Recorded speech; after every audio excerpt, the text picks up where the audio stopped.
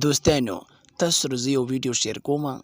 بازار کې یو هلک یو جینۍ سره غلط کار کړی دی. راځئ هغه ویډیو تاسو سره زه شیر کوم، هغې نه پس خبرې کوو.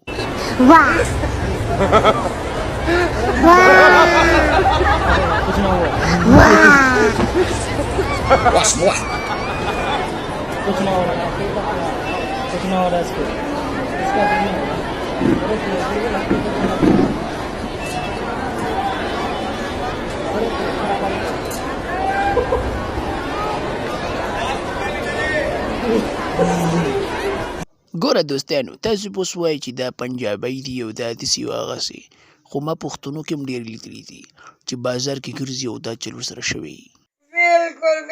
ګوره د سونیا شاه په شان ازاد ژوند تېروئ. که هغې په ښکاره ورکوي چې پروا یې نشته، او که په پټه یې ورکوي چې درز غرب دی. بغرۍ به تاسو ته ښکاره کومه. ته لکه دا ښځه نیول غواړې وی راونیسئ لکه